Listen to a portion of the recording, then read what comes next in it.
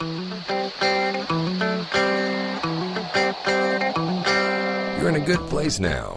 You are listening to Perspectives with Ashley Burgess. Welcome back live to Live Your True Life Perspectives, and I'm your host, Ashley Burgess. On today's live show, we are talking about some very interesting things. The last 24 hours, 36 hours have been very interesting. And I don't know about you, but I think that this Powerball lottery situation was very amazing and eye-opening more than anything. I feel that we have learned a great lesson, and I feel that a lot of us are in a better mood than we've ever been, even though none of us, except for 3 people, in reality, won the Powerball. I think some of us are actually relieved that this is over with and that people have won and that this is going to slow down. And I think others of us realize that there were differences that took place yesterday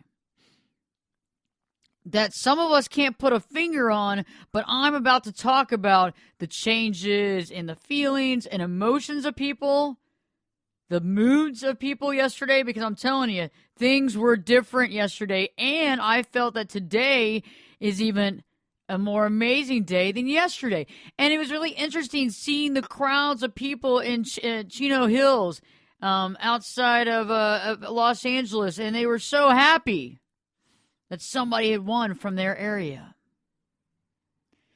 There's more than meets the eye on this thing. It's crucial that we all understand what this means, and I'm going to throw out the authentic perspective for what matters, what just happened when this Powerball, when all this went down, and what it means to me, and I think what it's going to end up meaning to you. Because this was a big deal here.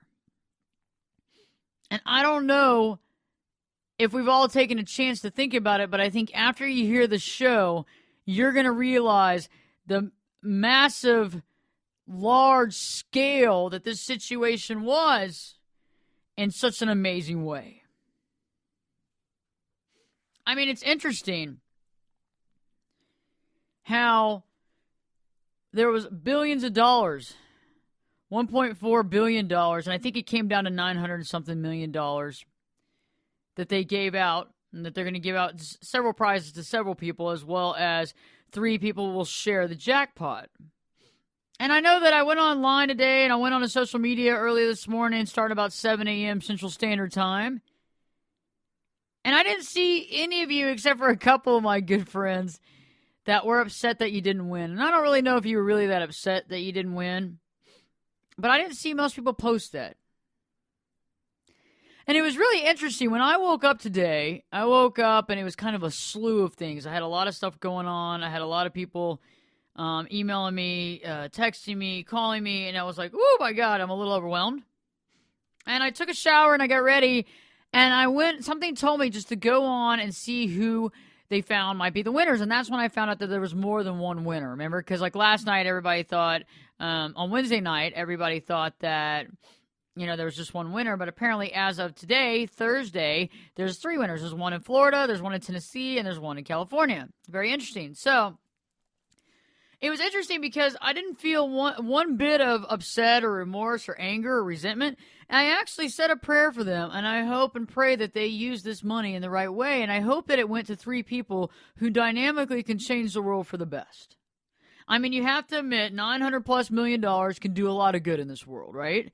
And we hope that the good people got it. And I kind of have a feeling that they did. Like, it's interesting how this stuff all sets up. It's just amazing how the world works. But there's way more. There's way more than that when it comes to this Powerball situation. It'll blow your mind what I'm going to talk about here in the next few minutes, because this stuff is real. Okay? This stuff is real because I can feel it. I want to talk about the emotional standpoint of how I felt yesterday was like. I mean, between you and I, I was kind of like, wow, this is amazing. I mean, this is pretty amazing stuff. I felt like people were really in good moods. I felt like people had emotional equilibrium. I mean, mostly everybody I came into contact was happy and healthy and fun and exciting yesterday. I mean, it was amazing. I hadn't seen and felt that much love in the air in a long time. And I'm not saying that there's not love in the air all the time. Don't get me wrong. I'm not saying that. But what I am saying is that I felt like there was some major stuff that was happening. And I felt that way. And I felt that it was pretty amazing. And it was just a good feeling overall. And I feel that a lot of us probably feel that way to some degree because there was just something about it. I mean, you know, it was interesting. I was standing in line and I was waiting to get a ticket, and this gentleman was there. And when I was walking up there, he's like, "No, you were first. You go ahead." And I was like, "No, you go ahead." Everybody was in such a good mood. There was a very friendly atmosphere, and to me, it felt like, and I know this might be funny, but it really felt like it to me. You remember Willy Wonka? Willy Wonka and the Chocolate Factory, the original, and not the second one. But do you remember the original one? Well, I was trying to pull up that Willy Wonka and the Chocolate Factory, the golden ticket scene, and that didn't happen. You know, sometimes we have technical difficulties, and we just can only dream about the things that we want to do on this deal. But sometimes, you know, it happens like that. But remember that when in the original film, you know, all the other kids had bought all the chocolate and all that stuff, and they hadn't found a ticket, and he went and found that dollar bill or whatever, you know, like the London pound or whatever, under the car, remember? And he goes to the candy shop, and he walks in and he asks for a Wonka bar, and I think he eats the whole thing, but then he gets one more for his grandpa Joe, right? And they were going to half it, and he ends up opening it up and he finds the golden ticket. And remember the lady comes running up to him and is like, the boy's got the golden ticket. Oh my God, the boy's got the golden ticket. And then one person's like, run, Charlie, run all the way home. Remember that? And then he gets home to his grandparents and his mom, and they start singing the song, and the grandfather gets out of bed. He hadn't been out of bed in like 20 years. That's what I thought. Like, the Powerball this time reminded me of Willy Wonka and the Chocolate Factory, the golden ticket. It really did. Like, from A to B. Like, I was like, man, this is amazing. I mean, it totally reminded me of that.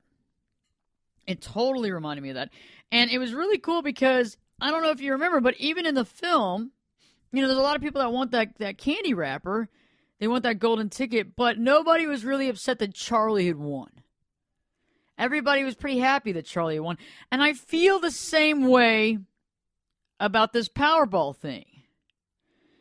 And, you know, I presuppose the fact that a lot of us might have figured out some stuff last night and today, and I think that some of us will still be recounting and thinking about, and our minds will be opening even more and more and more, and we'll be realizing what we realized. Because what I realized was very interesting. The first thing that I realized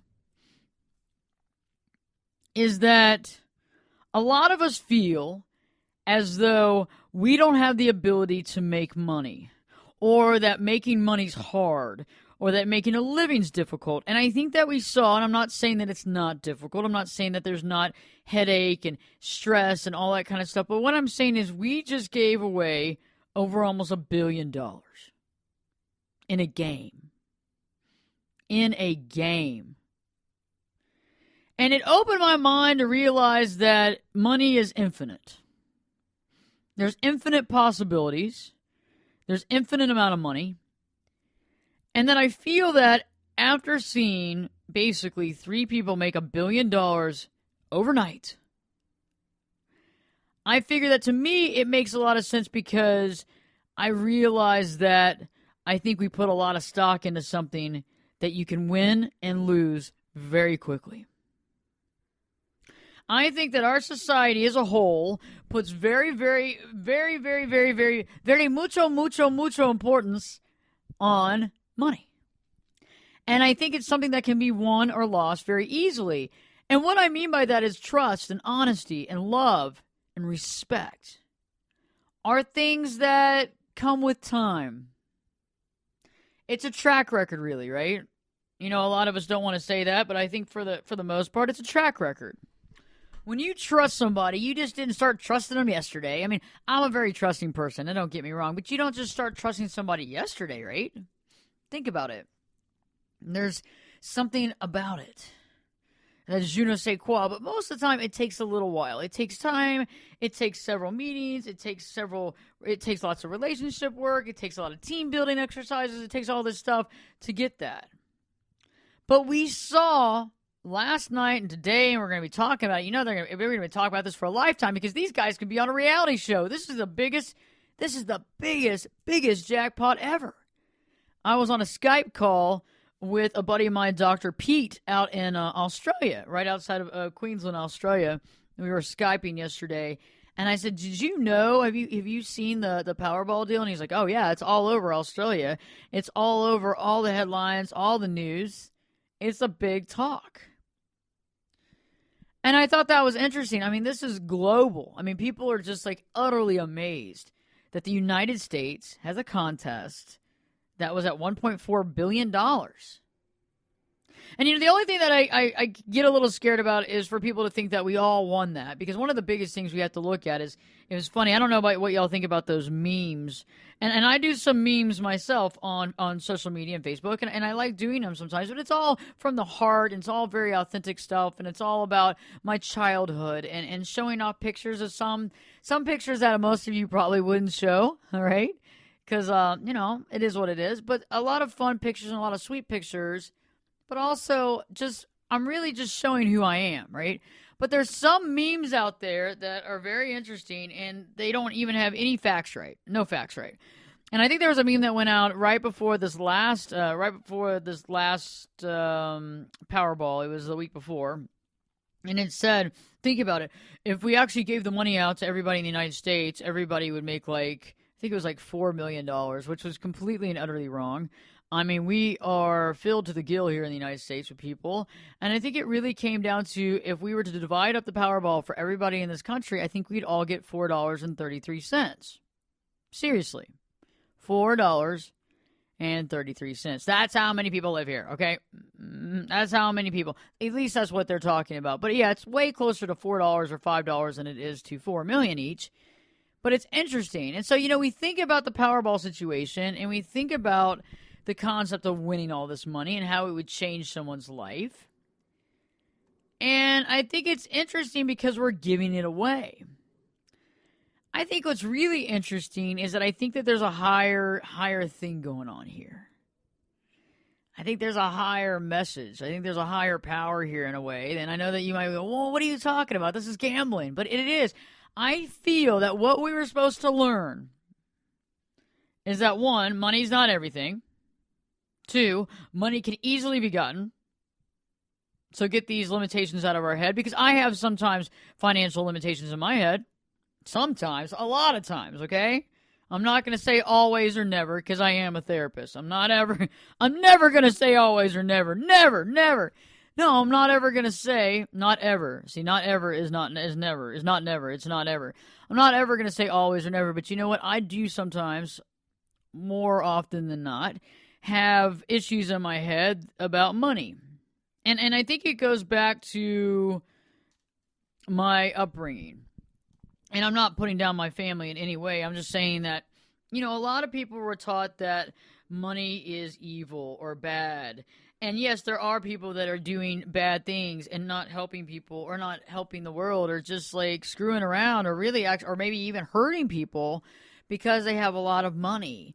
And so I think that, my mom and my dad really kind of saw money as, a necessary evil. And I think that when you say that enough and you think that enough, your children get programmed, how it's a necessary evil. And then you kind of go through life going, I don't know why, I'm trying to scratch, stuff together to make ends meet when I'm doing all this work and I'm working my butt off, and what's going on. And I feel that a lot of us are in that boat.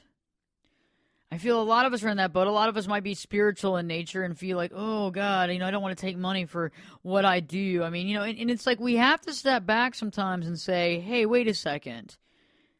There's got to be some give and take. There's got to be some barter system.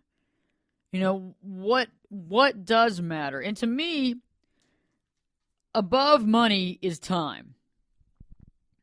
To me, above money is time. So my time is very important because we can't get it all back, right? You know, there's no Powerball time.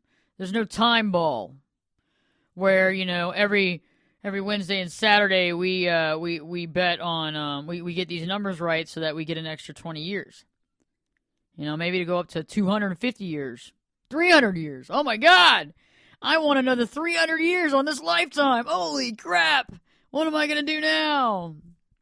Seriously, think about it. And you know, it was interesting when I was thinking about the Powerball situation. I was very interested, and I definitely played. I'm not going to tell you how many I bought, but I bought, let's just say I bought under $50 for the tickets on the last 3 runs, right? And I picked my numbers, and I remember picking my numbers, and I'm looking at some of the numbers I picked right now.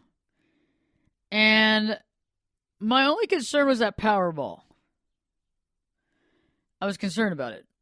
Because I didn't know if it was going to come up or not. And I didn't get the Powerball right. I did not get the Powerball right. And I think that's a hard deal. But at the same point in time, I enjoyed playing. And what I started thinking about in my mind was, what would I do differently? If I had the money, what would be different in my life right now? And I want everybody to ponder that right now. I want you to ponder this. If you had the money, what would you do differently right now? And I started thinking about it because I'm not really big into things, okay? I've kind of gotten over the buying of things to make myself feel better. I went through a period of time, don't get me wrong, okay? I'm not better than everybody. I went through a period of time of retail therapy to make myself feel better, but I got over it, okay? I got over it, and I moved on. And I thank God for that because it seems like the more things you have, the more things you have. And it doesn't change anything. So you got all these things you got to take care of now. Things, lots of things, you know?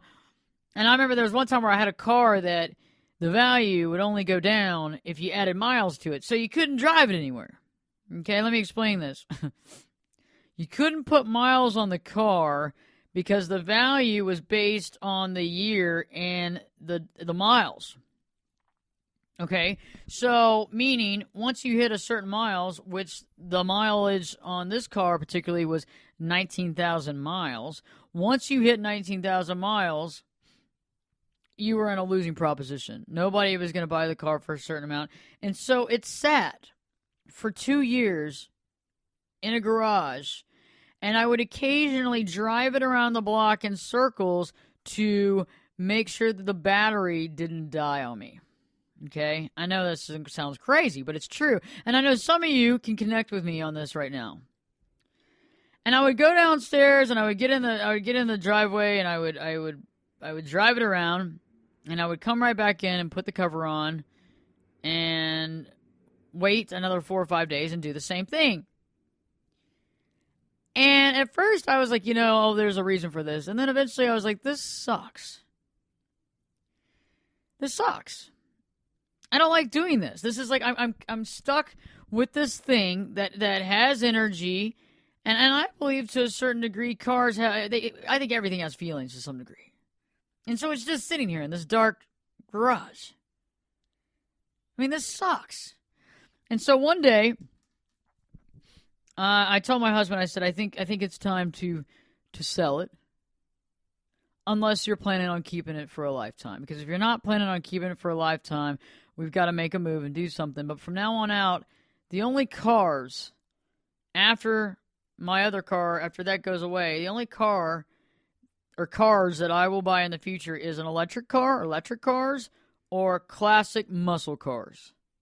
Okay? Because classic muscle cars, and I'm not talking about those $1 million cars. I'm talking about restoring cars, right?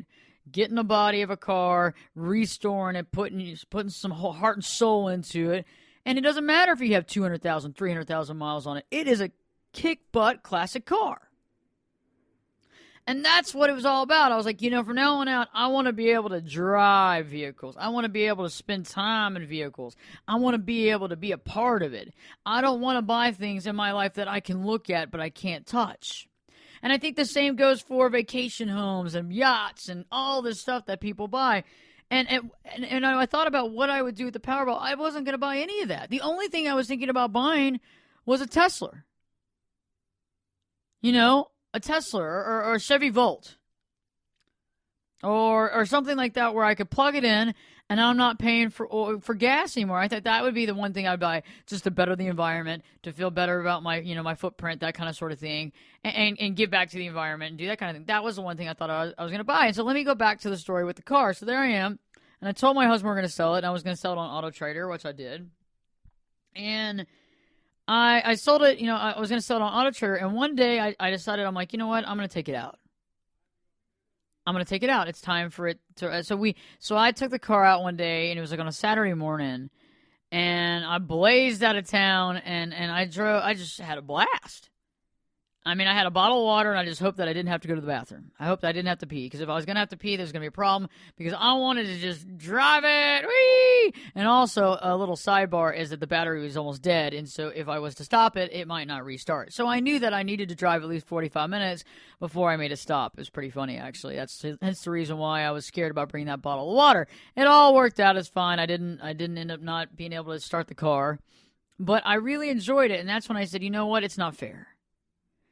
This car needs to go to somebody that's willing to pay for it, who is going to enjoy it and drive it, and not put it up on a shelf and make it a trophy. And that's what, this goes back to so this was years ago. So let's go back to where we are right now. And so right before, I was thinking about what I was going to do, and I knew that I wasn't going to go out and buy anything, really. I mean, I wasn't going to go out and get a bunch of plastic surgery done. I wasn't going to go buy a bunch of stuff. I wasn't going to go buy houses and cars. I mean, it just, and so I thought, what would be different? What would be different if I had that money? And I thought, you know what? I wouldn't have to worry about money again. That was one big difference. But then I started realizing, I started thinking, how much worry do we put into money versus how much power and pleasantry and positiveness do we think about it? I feel that we sometimes bring to us the fear that we have, the fear of having no money, the fear of having no safety net, the fear of having no security, if that makes sense. Does that make sense? And I feel that we bring that to us so we have more scarcity. And I think that if we were able to sit back and realize that we're bringing scarcity to ourselves, we would better understand where we are right now. And so I realized that the Powerball wasn't going to change my life, and I've been working on my authentic lifestyle for a very long time, and my authentic self, and really creating an amazing place for things to gel and to work out. And I just believe in being very honest with myself and being very honest with everybody else. And I realized I wouldn't change. Okay, so what would happen? I realized that I could help out my friends, help out my family, help out people in need. And I realized that there were a few projects that I could go on and bankroll that I can't bankroll right now. But I started thinking about it, and I realized that I think for the most part, even though I might not be able to personally bankroll them right now, somebody will be. And it'll all work out. And I thought it'd be cool to win, and I still think it's going to be amazing to win, because I think eventually we all have a chance to win, right? And I feel pretty good about it. But I didn't feel bad about that person winning. And when I woke up today, and I kind of I had a really good, a tear in my eye of hope and positiveness for these people that won, because I think it's amazing. And I think there's something so amazing about it. And that's what I want to talk about right now. And I know I've been holding out. I've been holding out on the big perspective right now, because it's kind of a big deal. It reveals the fact that money isn't everything, and it reveals the fact that anyone can get it. Anyone can get it in a moment's notice, anytime, anywhere, crazy odds. And this morning, I work out in the mornings, and I was working out, and my trainer and I were talking, and this is wild, he got the Powerball, and out of the 5 other numbers, he was 1 digit off on every one of those numbers. He was that close to winning Powerball. Seriously, I saw it. He had the Powerball and the 5 other numbers. He was 1 digit off from each number. He's like, I would have rather been just knocked out of the water completely with nothing right than that. And I go, I can see that was really close. But it just goes to show you that it's for the picking. It's there. And I said, hey, did you feel a difference in the air? And he goes, yeah. And he goes, everybody was really nice. And I go, that's what I'm talking about. Everybody was really nice. And he goes, I think it was hope. And I go, I think it's more than hope, because I think hope is, I don't know, an illusion. I think there's more to this than meets the eye. I think that we, as a civilization, for the first time realized that money is just a way of mobility, and that anybody can have it, and anybody can have as much as they want. And I think that these stereotypes that we've been putting on money is something that is going to be a thing of the past for a lot of us, because we're going to realize that for the longest time we've been fearful. We have not been open-minded. We have not been joysome. We have not been, wow, this is great, open arms. We've been fearful because we've been scared. Scared that we're going to make ends meet. Scared that we're going to be able to make rent. Scared that we're going to be able to cover this bill. And constantly bringing us this negative type energy. And I think that for the first time, people are starting to realize that it doesn't have to be like that. But even more so, I presuppose the fact that the only people out there that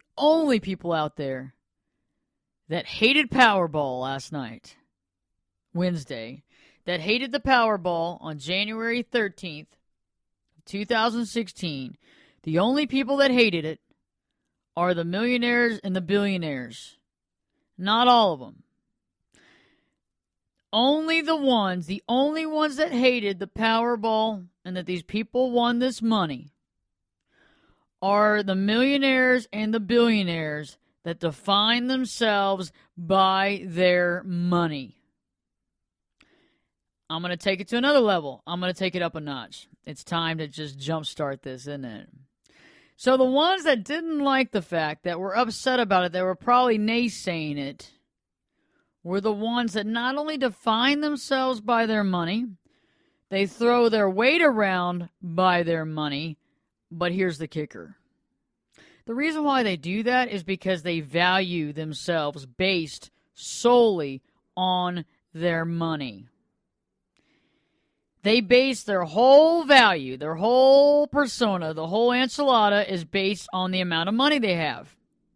Okay? Now think about it. What we did this week, just blast out all of that.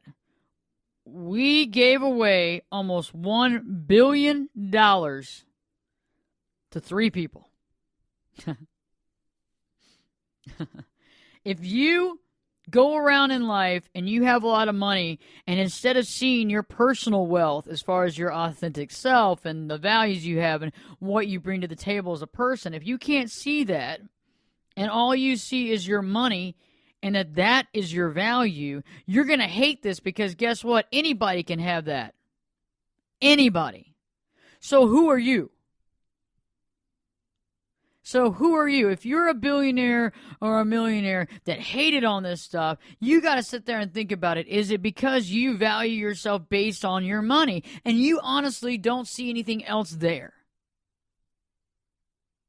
Because we just made 3 people probably richer than most of those people as far as money's concerned. That's got to be a blow. Because it's one thing to have a lot of money, to be very financially secure, but to realize your value as a human being. To realize, not even that, let's take it to the next step, to realize your value as a soul, as a spirit, occupying your human being form, your vacation home, your vacay for this lifetime. You've got to see that you're more than just this, right? And if you only see that your value is based on your money, when people are making $300, $400 million plus on a Powerball overnight, that's got to make it. That's got to hurt. And it was funny because the other day, before this last round of Powerball, I don't know if you've seen Groundhog Day, but I have a homeless man that lives in my area that kind of reminds me of the older man in Groundhog Day, the older man that's homeless. In Groundhog Day, you remember that when Bill Murray's character, tries to get to save him because the homeless man's dying. It's so cold outside, and he ends up being able to bring him in. He kind of goes back in time and is able to bring him into the diner with him and buys some dinner and does all this stuff. But it's too late because it's already his time. He's already passing. But this man is not dead. He's fully alive. And we speak, and we went through a process where he didn't speak to me, he didn't wave. Now he waves, and he says hi, and he's really just really nice, just great man. And anytime I can help him, I do. And it was interesting because I started thinking, what if he won the Powerball? What if he had won the Powerball? And think about that. If he had won the Powerball, he would go from rags to riches, as far as, from a standpoint of having money. And he would be valued at more than some of these huge millionaires, almost billionaires in this world, and he would have done it in 24 hours. Now, let me ask you another question. Do some of you spend time with folks who don't have any other redeeming quality but their money? Is it affecting you? And think about it. The homeless man that wins the Powerball, he's got all that money. Maybe he's got some depth. Maybe he's got spirituality. Maybe he's got some, but you know what? The thing is that a lot of times we put stock in things that don't matter that much. I mean, how many of you have let friends of yours that have a lot of money walk all over you, say whatever they want to say, get away with murder, and you're over there kind of picking up the pieces, trying to save it, but you know what? What's that doing for you? What is that doing for you? But think about it. Take some of the billionaires, take some of the millionaires that you all know. Some of them locally, some of them non-locally, some of them in this country, some of them out of the country. Some of them own sports teams, some of them don't. And if you sit there and you take away their money, what redeeming quality do they have? Who are they? What do they stand for? Are they authentic? Are they not authentic? And if you take away the money thing and you realize that apparently we're giving away $1 billion in the United States, then does it really matter? And I'm not saying that money is not good. I would like to have more money, okay? I would like to not worry about bills, and I'm learning to stop worrying because I realize that worry only brings fear to me, and that fear only brings less money to me. So I'm starting to get that now. But what I'm saying is this. In a world of illusions, okay, I felt like this Powerball just opened my eyes and a lot of your eyes to the reality, okay? Anybody can make it. It can come from any source. It's not that hard. It's just a way of mobility. It does not define you. It does not make you wise. It does not make you smart. It does not make you lovable, and it definitely doesn't make you authentic. It just offers you paper money. And when you think about it, realize who you're spending time with. Because I advise the fact that you want to spend time with people that care about you and you care about them, but people that actually love themselves and are authentic. And they don't base their value based on how much money they have. Because you know what? Apparently, from what we saw, anybody can get it and anybody can lose it. It's a real free-flowing of things here, you know what I mean? And I think the flow, that's why they call it the flow of money, the flow of cash, right? The cash flow. That's why we call it a cash flow. I don't think you ever want to define yourself on the cash flow because it can flow in and it can flow out. And with that in mind, I feel that this is one of the most amazing eye-opening experiences that I've been around in a long time. I'm thankful, and I would presuppose the fact that a lot of you out there are thankful too because you're getting it.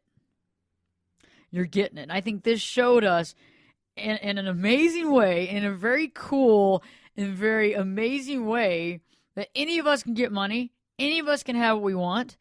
People are not defined by their money. When they define themselves and give themselves value based on money, it's a sad state of affairs. And I think these people are starting to realize that that's all they have. And unfortunately, 3 people just became multi-million dollars that might even have more money than them. Now where do they value themselves? Wah, wah. It's time to get that internal value within you. Realize that even if you don't have a lot of money, where's your value? Because you know what? Value does not derive by how much money you have, apparently, right? See, you can turn it around as well. I've judged myself and valued myself based on the limited amount of funds that I've had, and that's not a good position for me. And I've realized that that's a sad state of affairs, to put my heart and soul up against financial paper? Whoa. God, I got a little more respect for myself, huh? And I've realized that, yes, indeed, it can be sometimes difficult. It may even be hard, and sometimes we might feel that way, but really, we got to realize the fact that, you know what, we can do anything, and apparently we can all be millionaires. The drop of a hat, or at the, at the change of a number, or the pick of a lotto. So think about that. Think about how it doesn't matter. Think about how people judge people in society nowadays based on the amount of money they have, and think about it. Think about it. Trading places is very interesting. I believe that change is upon us. I believe a great, good, positive change for this world is upon us, and I believe that we're all going to be part of it. Some of us are going to we're going to be a part of it very willingly, very accepting, very amazing. It's going to go right with us. Other people are going to be kicking and screaming all the way there. However, I would rather be the one going very this is great. And I'm feeling the vibe, because I'm definitely feeling a change in vibe. I'm feeling a change of emotion, and I like where it's going. And I pray and I hope that the people that did get it will do something really good with it. And I have a feeling they will. And I think it's kind of amazing that we're going to be able to see this all. But I think at the same time, too, we're realizing that it's money. And yes, I would like to have more, but again, it's just money. And I think that the Powerball structure showed us that. And I think that it also showed us that we can't judge ourselves by how much money we have. And we definitely can't judge ourselves by how little money we have. Because that's really shortchanging us as a spirit, because we are spirits, really, in reality, that took these bodies to experience this life. That's kind of a big deal. And to put a price on it, it's sad. Really. It's time to begin to enjoy things in our life and to understand where things are coming from, and just to see the big picture and realize the choices we made to get here and how amazing it is. And wow, this is some amazing stuff. I mean, this is amazing stuff. We are a soul that chose to be here, and we chose to be here. We came in a body, and we're experiencing a life in a body, a soul within a body. This is wild. This is a big classroom. And we just found out that you can win $1 billion overnight. I didn't even know that was an option. So think about it. There are all kinds of options. There are all kinds of abilities. Don't cut yourself short. Don't pigeonhole yourself. Don't sit there and try to brainwash yourself to believe that things have to happen a certain way, because they don't. They don't. Things happen. It's just how we value things and what we believe in. Remember, there's 2 things we can do, right? There's 2 things we can do, besides everything else we can do, right? Is that we can create. We have the ability to create. And we have the ability to choose. So create with authentic and soulful creation, and choose wisely. I got great shows for you coming up all week, all next week. Check me out on AshleyBurgess.com, Ashley, BERGES.com. Go to Twitter, @AshleyBurgess. Go to Facebook and tell me how you feel, because I want to know how you feel about this whole concept right here. I think this is a spin on things, but I believe this is the authentic take and the authentic perspective that's really right in front of our face for the taking. So guess what? Until next time, live your true life perspectives with your host, me, Ashley Burgess. Will be back this time, and be back this time in 3 shakes.